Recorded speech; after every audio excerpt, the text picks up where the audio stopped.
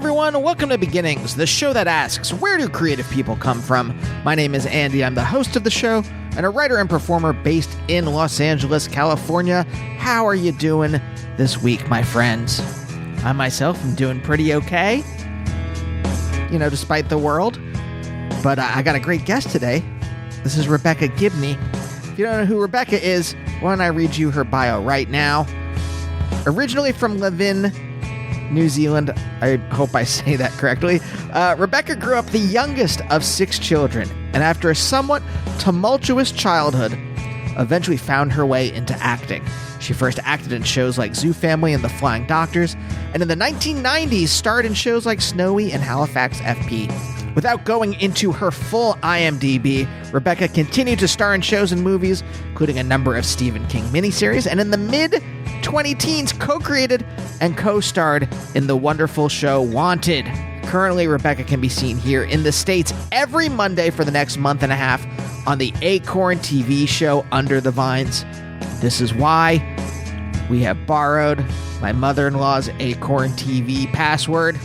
Look, folks, if you don't like romantic dramedies that star charming actors, I don't know what to say. Let a little joy into your life. I guess I do know what to say. Let a little joy into your life.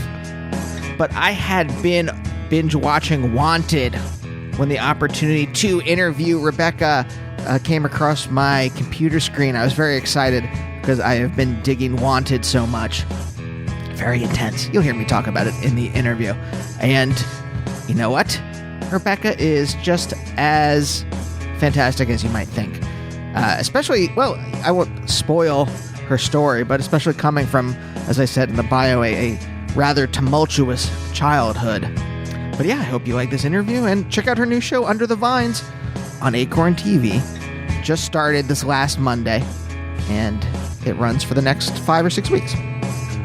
By the way, if you do enjoy this interview and you want to check out some other interviews, what I like to do here in the beginning is a little recommended if you like.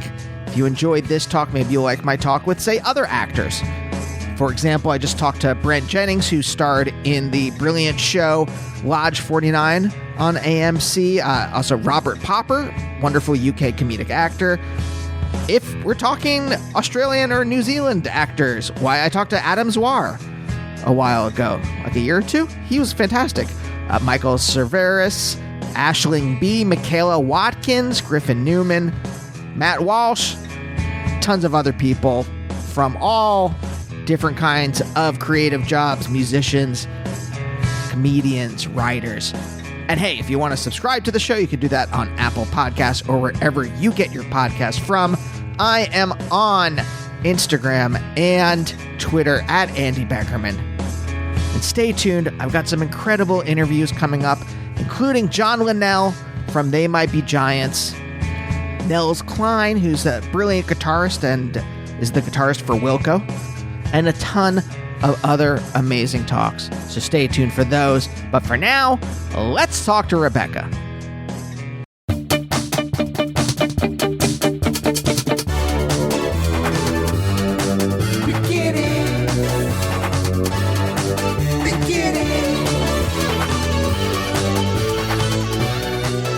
This is exciting for me. I'm sure you're like, oh, great, another interview in a row. No, I love it. It's part of my job, and I love it. I actually love talking to new people. And I'm going to start following you on Instagram too. That's my next thing, because I looked at your dog stuff and I'm like, oh yeah. Hey, if you like pictures of my dog, my cats, and my wife, you're gonna love. Yeah, great. My Instagram. Great. I'm going to love that. Yeah, I was being self-deprecating for some reason. I don't know why. It's maybe the mood I'm in, but also I have been, weeks ago, I started binging Wanted, and I think it's so great. I actually had to it got intense. I'm in the towards the end of season 2, so it got too intense, and I had to take a break. That's too funny, but that's great. I'm glad you like it. Excellent. Yeah. It's so. I think that's where I'm locating this emotion from, because I like it so much, and I I only talk to people I like on this show anyway, but still, there's a little bit of a. And also, you're not from America, so there's also this immediate kind of I've created this hierarchy. That's great. great. But I am like New Zealand is so fascinating to me, and I'm kind of curious about what it was like to grow up there. You grew up mostly in Wellington, is that right? No, well, I was born in a small place called Levin, and I have apparently a plaque on the main street there now, which is pretty cool because that means I've made it. And then we moved to Hawke's Bay, and then I came back to Wellington when I was about maybe 10 or 11, and I was there until I was about 18 or 19 before I moved to Australia. Okay, so Levin, what is it like? Like in terms of the scenery, the culture, the emotional content of growing up there. I know that's a lot to throw at you. Oh, wow. Well, you know what? My childhood was pretty dysfunctional.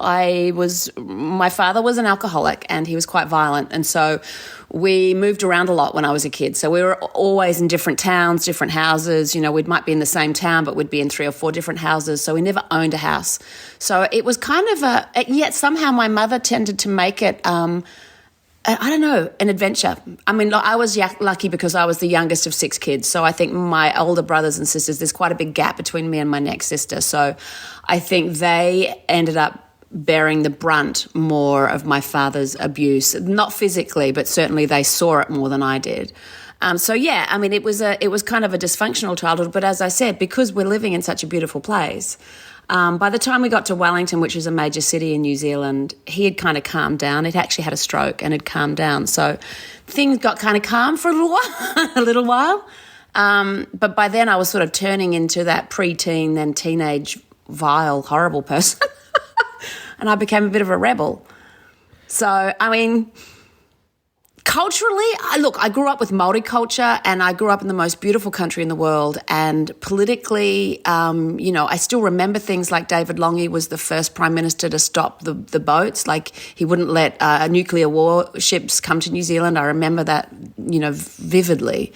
So there was things about New Zealand that I felt incredibly proud of. The fact that we are very much in touch with our culture and our Māori culture, and we have enormous respect for that. But because of what was going on in my personal life with home, that was kind of just something that I was aware of, but it wasn't kind of the most important thing. I mean, can we start out and then kind of like push in a little bit? Because I am curious, like, when I have talked to people who grew up in New Zealand before, a lot of people mention tall poppy syndrome. I don't know if that is something, and that's basically what everyone seems to mention. I don't know if that is something you felt.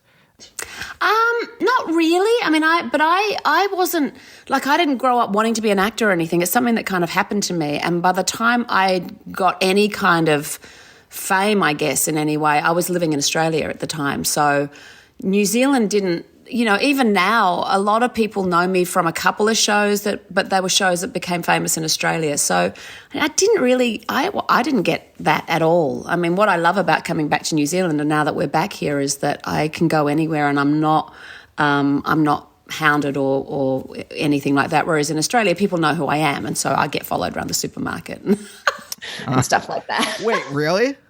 Yeah, and paparazzi follow me. I mean, like at the height of, there was a show that I did called Packed to the Rafters in Australia, and it was very much the most popular show on Australian television for a number of years. And it was about a family, kind of a normal family. And I was the mother, and I kind of became the mother of Australia. And so we would get like paparazzi follow us to Tahiti. They followed us to Thailand. They stalked us all over the place. So yeah, it was kind of, it was an interesting time. Do you mind if I ask about that? Because that's something my wife and I have been contemplating lately. My wife's a stand-up, and she's about to have a special on Netflix, and she's an actor, and she's starting to kind of move up. And we've been having these discussions about what happens, because she comes from pretty working class background. I assume that's kind of your background too. Yeah, totally. Yeah. And it's strange to move into these circles if you're not prepared, and it takes a lot. There's a lot of emotional work that goes into dealing with that kind of stuff, and I'm a little bit curious if you don't mind talking about it. When did you start to become conscious that was happening to you, and how do you emotionally deal with it? You know what? It started happening quite early. So back then it was really tricky to deal with because I was in a show called The Flying Doctors, which is went round the world and particularly to the UK. And my co-star at the time was a guy called Peter O'Brien, and he was very famous in a show called Neighbours. And in the UK, it was massive. So we went to the UK when I was about 22. It was my first major overseas trip. And we were mobbed. I remember being in a car and going to a talk show that they have over there, the Terry Wogan show. And there were hundreds of girls like leaping on the car. And I couldn't believe it. It was mind-blowing for me to be this 22-year-old from New Zealand. And luckily they weren't interested in me. They were just trying to get rid of me to get to Peter. But that was kind of the beginning. And then I remember at like 23 being voted worst dressed celebrity on Chapel Street, which is the fashion street in Melbourne. And being mortified because I didn't know. I was just like, I wear jeans or tracksuit pants or like I just didn't. Sure. Yeah, so at 23 to be told that, it was kind of really hard to deal with. I think luckily as I've gotten older, you get way more comfortable in your own skin and you just don't care. It's like water off a duck's back. I've seen so many fat photos of myself that I'm like, yeah, it's another one, great, okay. Or, the stars without makeup and all that rubbish. I've had it all. I kind of don't care anymore. I don't read it. I certainly don't. My biggest advice is don't Google yourself. Because there might be 10 people that love you, but it'll be that one person that really hates you. And it gets to you, man. That still gets to me. Because I'm like, you don't know me. How can you make that assumption about me? You don't know me. I'm a good person. I got to tell you, the amount of work I've personally had to do, and I'm a writer, so I don't get but accompanying them, sometimes like I'll be on like a red carpet or something like that. And the amount of work I've had to do to just be okay with whatever photo happens. Yeah. Whatever, I'm like, don't look at it though. Don't look at it. Try not to look at it. Don't Google it because you'll see it and there'll be a couple of great ones and then you'll see the terrible one and it'll just make you feel bad. It's not worth it. But I got to tell you, there's still this kind of like fascination, and maybe it wears off after a while, where I'm just like, oh, I didn't think coming from my small city in Pennsylvania that this would be my life or something like that. Yeah, but it's okay though, because I also believe everything happens for a reason. There's no such thing as coincidences. So you're always in the place that you're meant to be at whatever given time. And as long as you're actually in that present moment, like I'm not anywhere else other than right here with you. I'm not thinking about what's happening and I'm not thinking about what happened yesterday. And it's easier for me now because I'm like in my mid-50s. So really being present is really important because we don't know how long we've got. I mean, that's one thing the pandemic's taught us is that like we don't know how long we've got. So really make the most of this moment, And if you can do that, that's what makes you a good actor, right? I mean, can I say that? Like that? Hopefully, I've been a really crap one too, by the way. In the things I've seen you in, you're a very good actor, and so like that ability to be present. I mean, it's the thing I struggle with constantly. Yeah, but if you've got a very big brain, it is very hard to do that. And you've clearly got a very big brain. So if you have a big brain, it's why a lot of poets, artists, super highly creative, highly intelligent people end up turning to alcohol and drugs and all the rest of it because their brains are so big that they just don't stop. And that's where I think meditation and trying to, and a lot of people can't even meditate because, you sit there for a minute with yourself and your brain's just going, bah! There's so many thoughts in your head. I know, I get it because Can I tell you, the most terrifying thing in the world, I tried meditating. And when I got to that silent white room in my brain, it was pure fear. And I'm like, I'm never doing this again. Was it really? Yeah. Oh, no. Well, see, I've had that because I had a bit of a nervous breakdown in my early 30s. I used to have terrible panic attacks from the age of about 14 or 15 right up until I was in my 30s. I had awful panic attacks. So that fear, I get that fear. I understand exactly what that's like. It wasn't a white room, though. It was a black room. It was terrible. But I think you push through it. If you can push through that and get to that other place, it is kind of peaceful and beautiful. It's acceptance too, it's acceptance of yourself, and you've got to get through to that point too where you actually really do accept yourself, all your flaws, everything. You just go, that's me. It's okay, Oof. I had a panic attack once and that was enough. I was like I was applying to law school after undergrad because I majored in philosophy and I was like, I don't know what so clearly you massive brain. Yeah, Maybe. okay. I've met a lot of philosophers that are real small brained folks, so it doesn't just the choice of what to study isn't indicative of intelligence necessarily. Right. But I was like, I guess I'll do this. I don't really want to be a lawyer, but sure.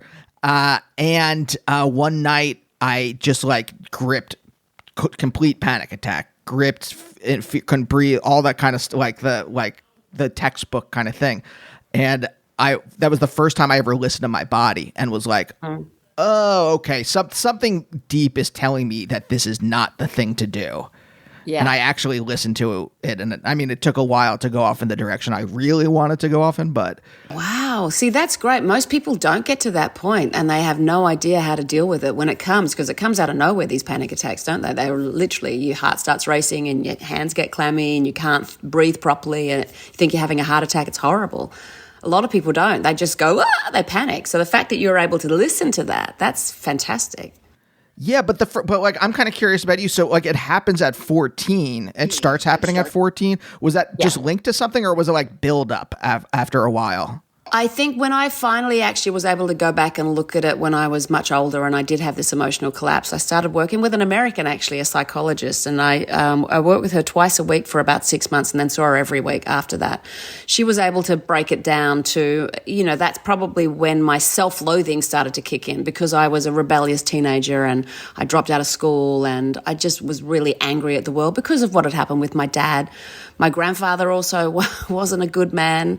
He was not a good person at all. So I had to deal with that stuff as well. And I think I just pushed it down and pushed it down and pushed it down.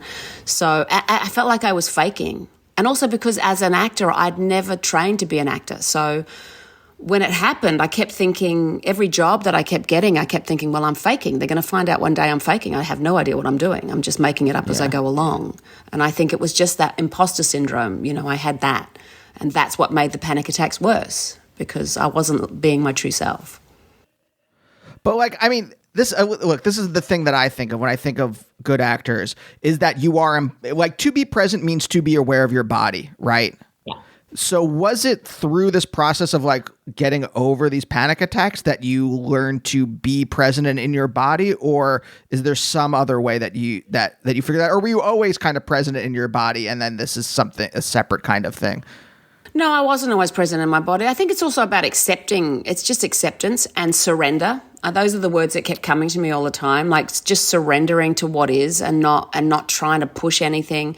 And again, it comes with age, I think. And also, being a parent, I wasn't going to be a parent. And then at 39, I kind of went, oh, wow, I don't want to forget to have a child just in case I get to like 50 and go, oh, maybe I should think about having. So we had one, and that changed everything, because all of a sudden it wasn't about me anymore. It was about, our son. And anyone that's had that with love affair with animals or anything, when it becomes more about the other person than yourself, I think that really helped me become more grounded in who I am, because I wasn't focusing on myself anymore. And the panic attacks seemed to disappear after that. So whether it was about me getting in touch with my body or whether it was just me focusing on something other than myself, that really helped.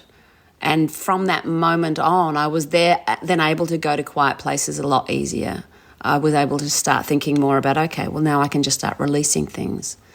Again, therapy helped, because a lot of that's about releasing your past stuff, so you're not living in your past. If it comes up, and it always will, it still comes up with me. I get triggered all the time by, violent movies, women, violence against women, stuff like that. It triggers me. But I recognize it now and I go, okay, why am I having this feeling? It's because of that. Sit with it for a minute, recognize it, acknowledge it, and then just let it go. And it does happen. You can actually let stuff go. And I think it makes me a better actor now, because I'm more in touch with myself like that. Yeah. I mean, were you that emotionally aware when you were younger? No, I was just very emotional, full stop. Prone to rages, prone to and I used to think that I'd inherited my father's rage, because I would have these rages where I would smash things. And in fact, my psychologist, when I did go to therapy, she said, when those rages come on, she said, go to an op shop, a secondhand store, and get a bunch of old crockery. And she said, when that rage hits you, grab a plate or a cup and go out, find a hard surface and smash it as hard as you can. And as you smash it, watch the rage disintegrate into the pieces. And she said, that, I promise you, will help. And it did. I used to do it. I went and bought like a big box of crockery and cups. And when the rage would come, I would smash it. And what I found was I would smash it and I'd be imagining my grandfather or and I know it's terrible, but it actually helped. I was able to get the rage out, and then I stopped hating him as much, and I stopped, being angry at my dad as well. I was able to, get on with life easier. Yeah, that's the tough one, is the resentment. That's the thing that I hold on to resentment partly because it's fun in some way to have. Yeah.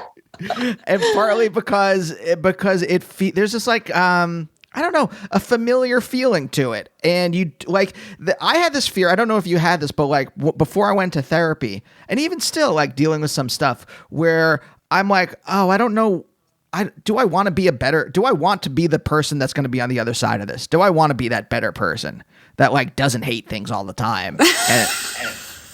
Well, you're not let off the hook as easily when you're like that.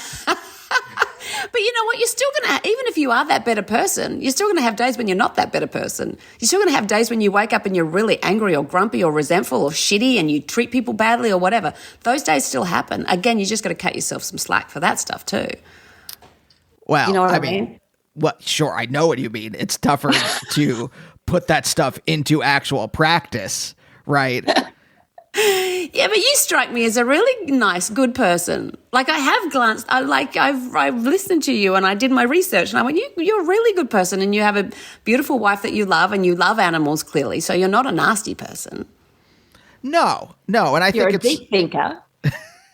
And you obviously don't cut people slack, but then there are a lot of people that don't deserve it, I'm not saying you have to be a Buddha and just think everyone is amazing, because that's not realistic. There are still there are bad people in the world, and we still have to say there are bad people in the world. I don't sit there and go, oh my God, I feel compassion for everyone. I try to, but it doesn't always work. I still go, oh my God, that politician's driving me insane or whatever, But did you ever have that fear at all of who am I going to be on the other, once I work through these issues, who am I going to be? And do I want to be that person? No, I just kept, you know what? I was raised in a Christian environment. And I'm very lucky and I have a mother who suffered so terribly, and she's still with us, thank God. And she was sexually abused from the age of 2 until she was 15 by her father. Then she married my father, who then beat her up for 20 years. So she managed to find compassion and forgiveness and kindness for them and basically everyone. So my mother is like a saint. That doesn't mean she hasn't had her issues, and she has, and she admits to them. She was a martyr for a while and, manipulative and all that stuff. But she's a really good example for me that I go, well, if I can be a third of that, if I can find a little bit of that, then I really want to try and do that, because she spreads good. She's one of those random acts of kindness people. She'll buy flowers and she'll give them to someone on the street. And I was raised in that environment. So, yeah, I think I want to be like that. It doesn't mean I'm going to get there all the time, but I try. That's interesting, though, that you had an example of someone like that in your life to be like, oh, I want to aspire to be a good person like my mom. Yeah, I did. Because I had the pretty bad ones. My dad doesn't mean, because of my dad's issues. And, he had a disease called alcoholism. So when he was sober, he was a good man, but he had this awful disease. And when he drank, he became violent. And a lot of that was because his childhood was terrible. His mother was an alcoholic. So it doesn't excuse it, but it certainly gives you an idea of why. My grandfather, on the other hand, I didn't understand where this came from, because he was this handsome, charismatic man who did these terrible things and never acknowledged it. Even up until his death, he never acknowledged it. But he was, I think that's pure evil. Yeah. I mean, It sounds like he was kind of like a psychopath a little bit. I think so, yeah. But no, but then my mother, bless her, was like, no, he had a sickness. He had a sickness. And I was like, well, clearly very sick. But again, he never acknowledged it, yet she was able to forgive him. So go figure, I mean, As she said, you know what? You can't hang on to stuff like that. She said her greatest thing was, particularly after they're dead, you're not doing them anything. It's only hurting you. By hanging on to this stuff, the only person that's hurting is you. And do you really want to live like that? Sure. I mean, I have a lot of friends that are in AA, and there's some saying that's like revenge or resentment, something like that, is like drinking poison and hoping the other person dies, something like that. Yeah. So it's true. It's tough. I think that the thing is, like, and that's why I'm kind of curious about your own journey, is like have a saying like that is easy to say, but like the actual work is really difficult. Yeah, it is really difficult. And like I said, that's where you have to sit with it when something happens. Because again, I try and be good, but there are people that push my buttons and I'm like, okay, universe, what's my lesson here? What are you trying to teach me by bringing this person into my life? It's both my husband and I have people that keep sort of coming up that we're like, oh, how do I want to be good, but this person's driving me, and it's a lesson. It's like, okay, I've got to sit with this. Why is this person triggering me? Why am I feeling like this? It's just hard because we're so busy with our lives. We're running around doing stuff. You don't actually get time to sit down and think about it. But I'm trying to more. Yeah, I think tell me if show business in Australia and New Zealand is the same as it is here, in which it's like totally sociopathic. No, I don't think it's to that extent. I mean, the difference between, from what I can gather, and I haven't worked in America, but certainly when Americans come out to Australia or New Zealand and work, they are often surprised about, we all intermingle. Like, no one is treated any differently. Yeah, you might get a trailer or a camper and a nice whatever, but overall, we all treat everyone the same. So I treat the guy that's putting up the tent exactly the same as the director or the producer, or, we don't try and, it's that star system thing, which I get it, but it's not huge in Australia and New Zealand. So I haven't really. Well, I love that. Because I was going to ask. I haven't said that. I have met some sociopaths, but a lot of the American stars that I've met have been really lovely. Donald Sutherland, what a legend. He was amazing. Kate Winslet, fantastic. I did a film with her, so there are some great people. I haven't met the sociopaths yet, though. I'm talking more about some of the business people. Oh, okay. The business affairs, in many cases, right. You run into these people. And the thing that I find difficult in this business has been dealing with sociopaths. Look, if I can say this about myself, a half decent person, or someone who's like moral or tries to be a moral person. Yeah. And then you run into these people and they're just like these like phantoms. Like there's something missing inside them. And that's why I was just like, oh, well, I wondered if like, oh, well, you've dealt with sociopaths in your own personal life. Oh, yeah, I have actually met people like that. No, I have met people like that. And weirdly enough, I did a show called Halifax FP, which is actually on PBS over there at the moment, where I played a forensic psychiatrist. And I made 21 telemovies playing this forensic psychiatrist. So I did my research and I went and met forensic psychiatrists, and I read a lot of books on sociopaths and psychopaths. And they're a lot more prevalent than we know, because there's varying degrees of it. So yeah, no, I have met my fair share, and the people and I've watched them at work. You go to parties or whatever, and you watch these people circulate, and they become whoever they're talking to, they become what that person needs. It's quite fascinating to watch, and you go, do you have a soul? That's the sad thing, is like, wow, do you have a soul? But more often than not, then you go back into their childhood or their background and you find stuff missing from them as well. And you think, oh, that's a bit sad that you've had to become, you don't know who you are, that you have to keep becoming someone else to be whatever that person needs. Isn't that sad to live like that? Oh, yeah, 100%. I think it's very depressing. I wonder from the inside if it even registers for them. Probably not. Probably not if they've switched off something in themselves from a long time ago, and I think we're all capable of switching stuff off. For me, I can't remember things. There's certain things that I just don't remember. And when I talked to my psychologist about it, she was like, that's your brain just going, yeah, you don't want to have to deal with that. So don't go back there. She wasn't into let's go and relive that moment. She said, there's a reason you can't remember it, and it's best left there. So maybe these people have had that happen to them, that they've maybe had something traumatic happen that they've switched that side of themselves off. But I've certainly met people that I have gone, wow, I don't know how you sleep at night. I don't know how you sleep at night by the behaviours, what you do and what you say about people, and I don't know how they do it. because I'm not like that. I'm the empath. If I watch someone hurt, I physically feel it. You know what? If someone's physically hurting, I physically feel it. It's awful. And I hate being like that sometimes because I cry at the drop of a hat. But I think it makes me a better actor, maybe. I don't know.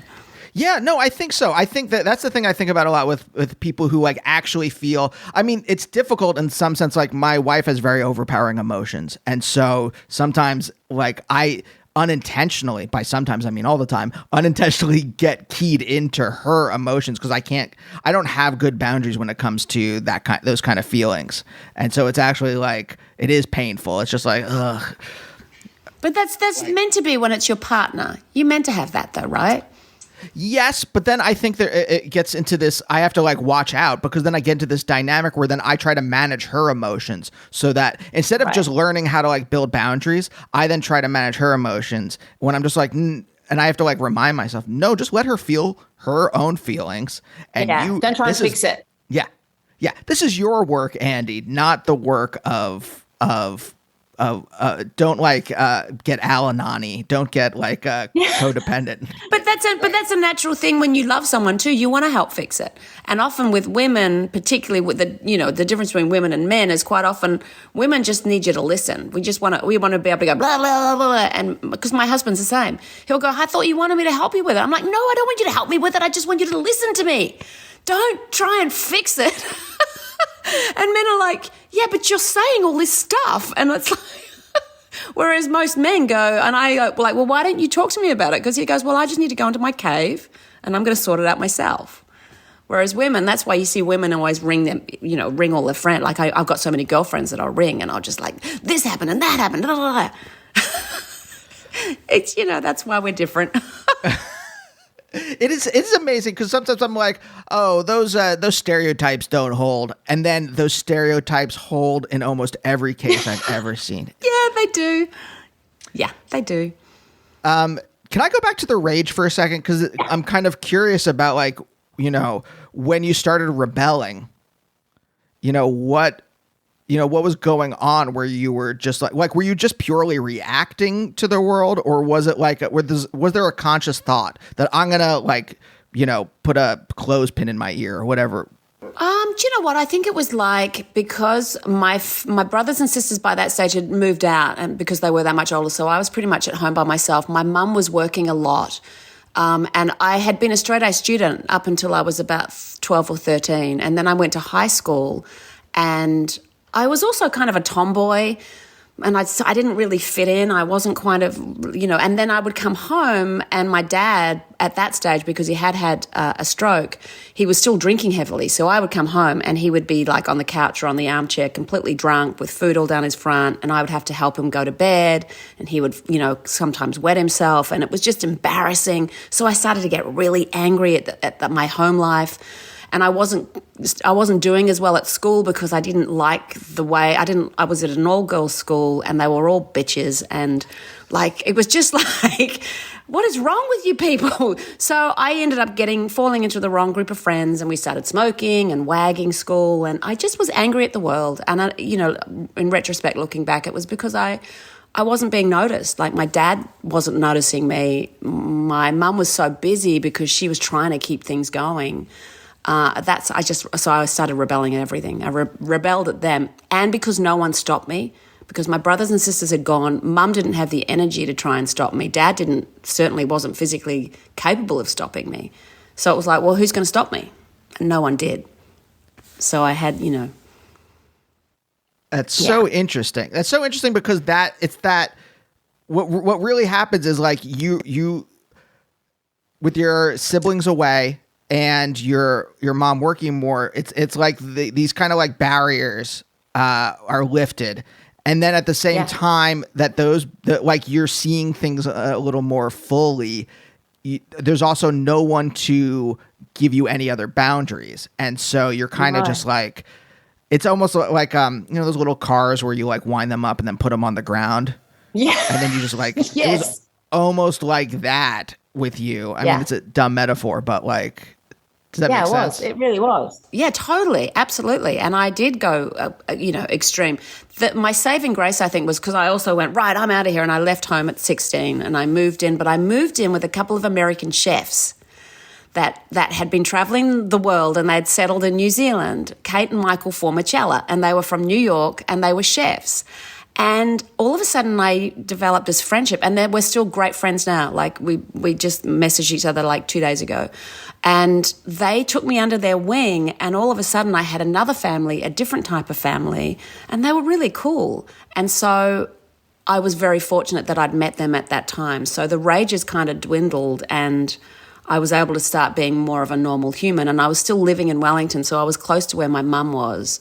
So I was able to have more of a relationship with her then. It was great. It was the perfect kind of, I don't know, it was the perfect movement from out of home, moving into this other environment. Luckily, I didn't move in with terrible people. I moved in with these wonderful friends who looked after me, took me under their wing. How did you find American chefs living in Wellington? Do you know what? My mother put me in a deportment class because she was worried that I was turning too much into a tomboy. You know, I think if non-binary or whatever had existed back then, I probably would have been that, because I was way more comfortable with no makeup and cutting my hair short and being in boys' clothes. I just preferred it. And so Mum put me to a deportment school to teach me how to walk and stuff. And I started doing part-time modeling because I figured out once you put makeup on, I went, okay, so if I put makeup on and colour my hair, I can be almost kind of attractive, because up until that point I was just ordinary. I just faded into the background, which I liked. And then I started doing part-time modelling. I know this is a long story. I'll get to the point. So I was part-time modelling, and I ended up working on the reception at the modelling agency, and in walked this beautiful girl one day, woman. She's a couple of years older than me, with hair down to her waist, like right down, like long, thick, dark hair. And she was American. And I went, well, can I help you? And she said, oh, yeah, I'm here. I'm working with my husband. You know, I'm doing a bit of I'm chefing. But I thought maybe I could get some part-time modelling. And so from that moment on, we just became instant friends. And that was Kate. And she started doing modelling with me. And then I met her husband, and then I moved in with him. Sorry. I know you're like, this is a long story. I'm like, no, this is very interesting. Yeah. Can we go back to deportment school? So that's Yes. like that kind of like where you like put a book on your head and walk a line and that kind of stuff. Pretty much. Yeah, they teach you how to walk in high heels, and you know what? I was in a beauty pageant when I was, I think, 17, and my sash, I was called Miss Resilient Flooring, and I. How's that? There was Miss Glad Rags, I remember that, and then there was Miss Plumbing, and I was Miss Resilient Flooring because I was sponsored by a flooring company. I got runner-up. I didn't win. But yeah, so this modelling agency I would do knitwear catalogues and stuff like that. But yeah, they teach you how to walk in high heels, put makeup on. They taught you how to do makeup and make your hair pretty. So I learned how to do that. And it was kind of a tragedy in a sense, because from that point on, I thought, I can't leave the house without a full face of makeup on, or I go back to being ordinary. I know, isn't that sad? I know. So sad. That woof was a woof of recognition, where like if I look a little unkempt now because I was doing some housework, but like I have this like I have a genuine terror like leaving that if I'm not like my wife is like, just like, can we just go run an errand? I'm like, no, I have to shower. I have to do my hair. I have to like, so it was like, that was resonating with me. That's what, yeah, it was, and it's totally true. I've got my passport photo, I think, when I'm like 18. I have so much makeup on. I look about 25. I've got a thick face of makeup. I have false eyelashes and teased blonde hair. And I was like, wow, what happened to you? You poor thing. I became this, and I was so insecure. I wouldn't be seen dead without makeup on for years and years and years and years. It was terrible. I mean, what was that like when you started doing that stuff? Was it filling in some hole? Like, what was it like? What was the react? Like, because I think, do you know what? It was getting reaction from men. because I didn't get any, looking back on it now, obviously you don't think of it at the time, but all of a sudden I was getting reaction from men. All of a sudden I was getting boyfriends and people men paying attention to me. And it was all, again, it's so transparent now when you look back, and it's so obvious. It was like I was looking for my father in every male relationship that I had in my teens and into my 20s. I was wanting my father in that. I dated a lot of older men. For a long time, I dated a lot of older men. Again, textbook. I was that textbook case. Yeah. Yeah, but I mean, it's textbook for a reason. Yeah, totally. But so then you move in with the chefs and they fill in a kind of also familiar role for you. Yeah, they were amazing. And like I said, we're still great friends now. We caught up with them before the pandemic. We caught up in America. They came across to Colorado. We went skiing and they came and met with us and we hung out. And they're still like my closest friends. I love them to pieces.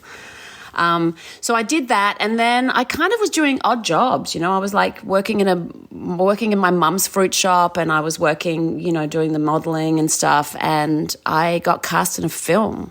Like a German director came. I'll never forget. I was working behind the reception again, and this German director walked in. Couldn't speak a word of English. He had a translator, and he pointed at me, and I was looking around, going, "Yes." And the translator said, he's casting a film, but he wants to look at real people and he wants you to audition. And I went, I don't act. And she went, no, but he wants you to audition. So I auditioned for this film and I got it. And I hated it. Hated it. I was taken away to the South Island of New Zealand and I made this film. But, for example, if I had to cry in the film, he would roll camera because he couldn't speak English. He'd come up and slap my face and he'd go, act. So I was like, what am I doing here? This is terrible. It's terrible. Yeah, it was awful. Awful. So I went, you can have acting. I'm not doing that. I gave it up. And then I got cast in a kids show in New Zealand on another thing. And I went, okay, this is fun. This is more like it. I can do this. This is cool. Wait, can I pull apart the moment? So this guy walks in, this German guy and a translator walks in, and you find out that he wants you to audition for his film. Yeah.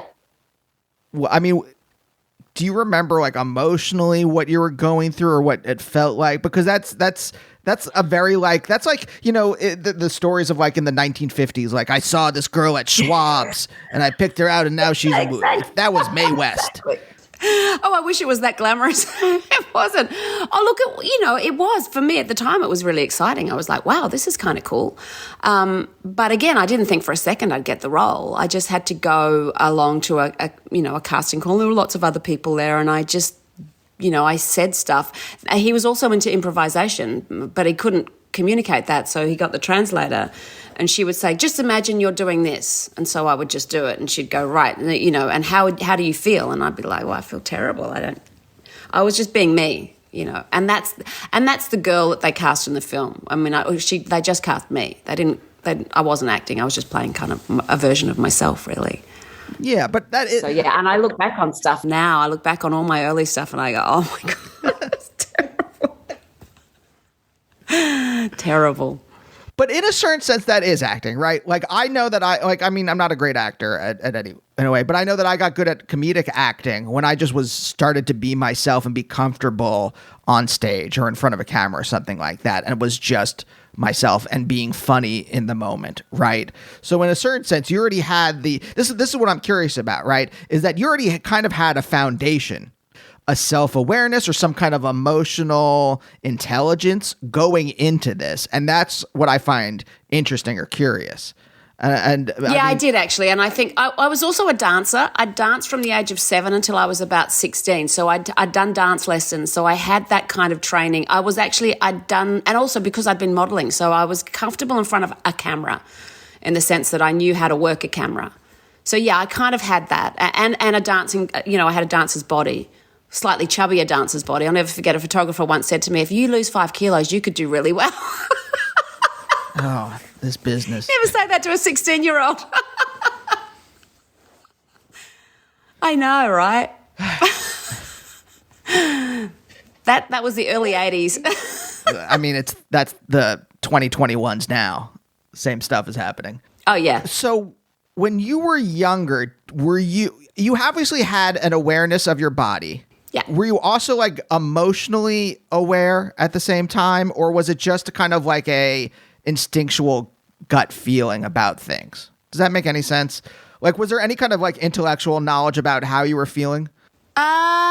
Not really, because I think, like most teenagers, I just lived in the moment, and I had freedom all of a sudden, and I was getting paid to do stuff, and I recognized my ability to attract men, because all of a sudden I'd gone from being really ordinary to putting makeup on and high heels and clothes, and I could be pretty. So I recognized I had a power in that sense, but I didn't kind of think it was as a power, I suppose. Emotionally, not really. People used to think I was much older than what I was because I pretended. So I think that was the problem, that I started pretending a lot earlier. I started pretending to be someone else. And I guess maybe that's probably why I ended up as an actor, because, again, what they thought they were seeing wasn't real. Yeah, and there's also, you probably were older. I mean, having to parent your parent is something that, like, gives you maturity before a lot of other people get it. Totally. And losing your parent, like my dad died when I was 17 and he was only 51. And so losing someone that early, particularly when I just started to get close to him, that really kind of rocked my world for a bit. Again, I kind of went off the rails a little bit, but I'd only just started to like get to know him. Literally, I'd moved home to help look after him. He'd lost his leg and he couldn't get around, so Mum had asked me to come and look after him for a bit. So I had moved home for about 8 months, and we were getting to know each other. Like, I was still going out and working and doing jobs and stuff, but we were so, like, getting to know each other. So then when he died suddenly, I was like, what? Again, I got really angry at the world. I'm like, why did you do this to me? Give me back my father for like 7 months and then take him away. It was really, it was hard. I mean, when do you start, like, okay, a couple, we're right towards the end, but a couple questions. Like, when do you start to heal from all this trauma and like all these kinds of things that you went through? Like, how does that process start happening for you? Well, it doesn't. That's the problem. I think I just pushed it away. I started drinking and I just started partying and going out and doing stuff. And then for me, then my career kind of took off. I went to Australia. I left New Zealand and went to Australia, and then I got a job, and then another one and another one. I kept working. So I kept pushing it down, and I started to get successful and making money, and I was being able to fly my mum to Australia, and, all of a sudden I had this stuff that I never had as a child. So I was able to forget it for a point until I was on a plane coming back from the south of France, a television festival in the south of France, and I had a massive anxiety attack. And the producer that I was with, he freaked out. I was on oxygen. I had an oxygen tank that got me from the south of France to London, where I saw a doctor at London Heathrow, and they gave me 5 Valium to get me from London back to Australia. And that's when I had my nervous breakdown. Like, I had a complete and utter, because the panic attacks were coming thick and fast then. So I knew that there was stuff that I needed to deal with, and I wasn't dealing with it. And then I fell into the pit. And then I went into the pit, and I didn't come out for a minimum 6 weeks. I developed agoraphobia. I wanted to kill myself. It was terrible. And then I had to deal with all the trauma from back then. How do you start? Okay, so how do you start that process of climbing out from that? Luckily, the producer gave me this number of this woman, and I called her, and I said, I think I'm going to die. And she went, can you get over to me? And I went, I don't think I can drive because I can't leave the house. And she said, do you have anything? I said, I have a Valium. She said, take a Valium, get a cab. This is my address. And that started the process. I was able to go to her house. I took the Valium. I went to her house. I walked in and literally collapsed on the floor and went, I think I have to die. I don't even know what's wrong with me. My brain is it's gone psycho. Everything about me is I don't know how to deal with this. And she said, okay, let's just start at the beginning.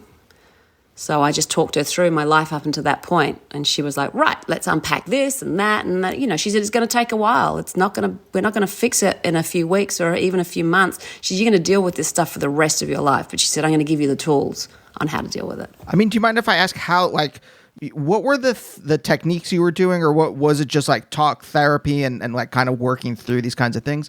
And then how long until it started to kind of settle a little bit? Ease.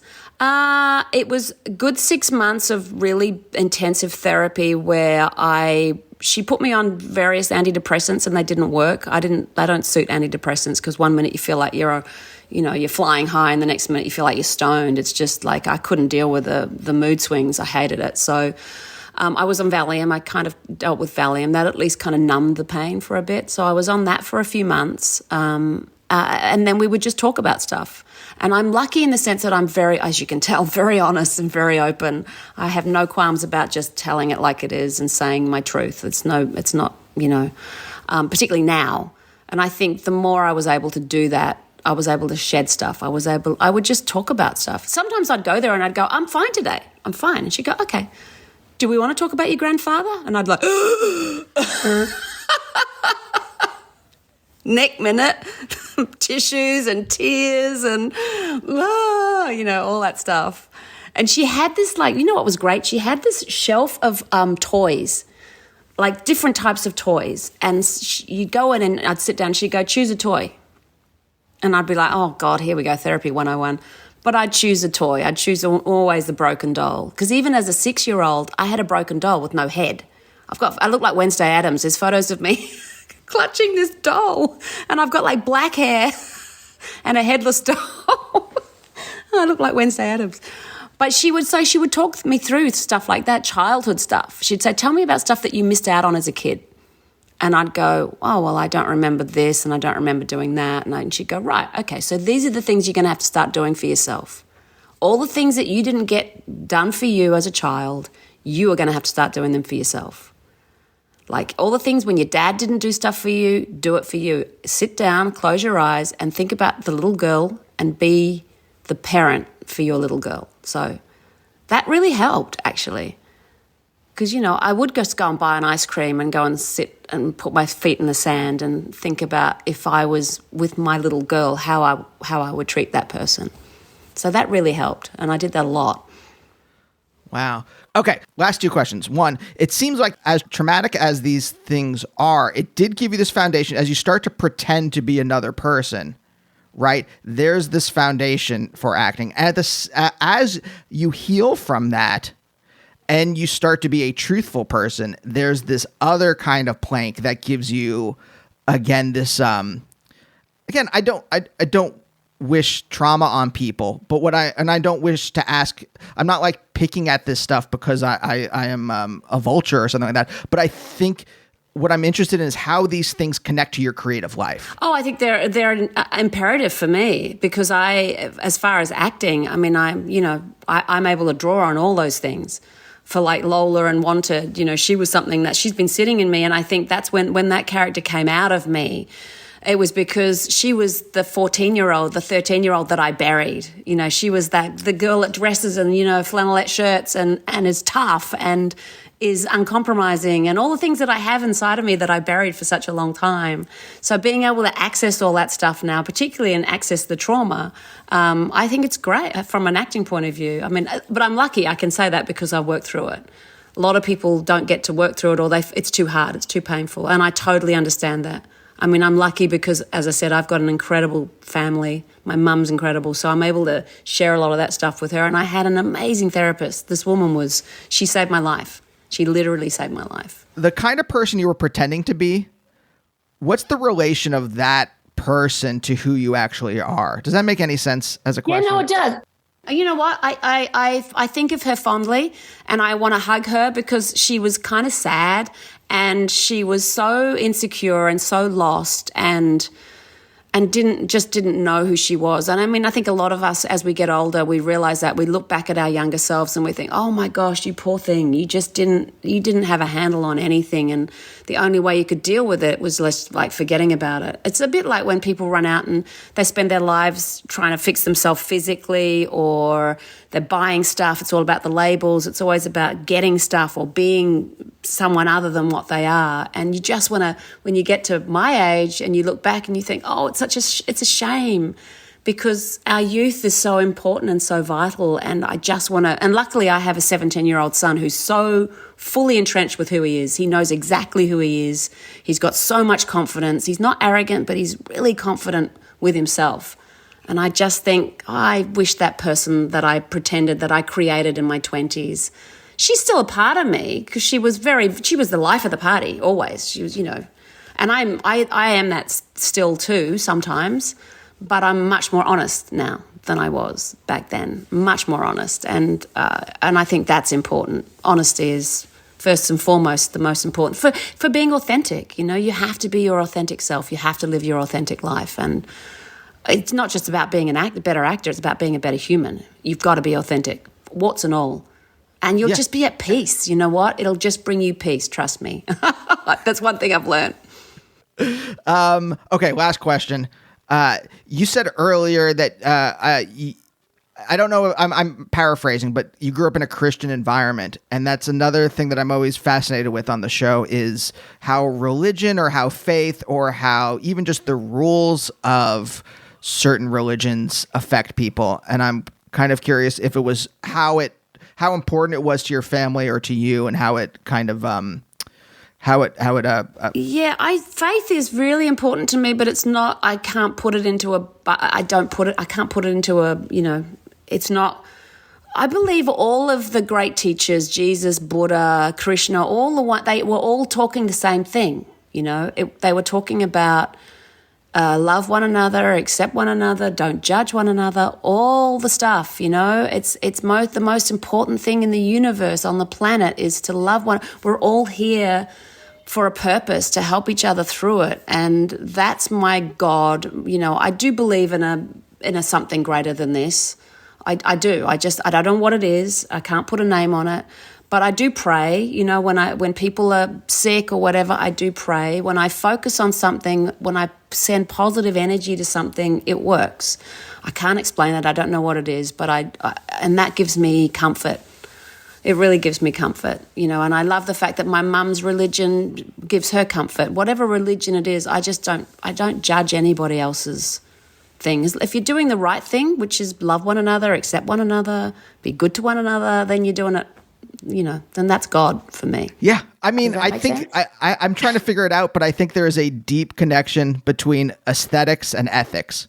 And I think your ethical life and your creative life, I think there is something deep there, and I don't know what it is. But I think that I think this all, talking to you, this all fits into some kind of like outline where I can understand. Does that make sense? Yeah, totally.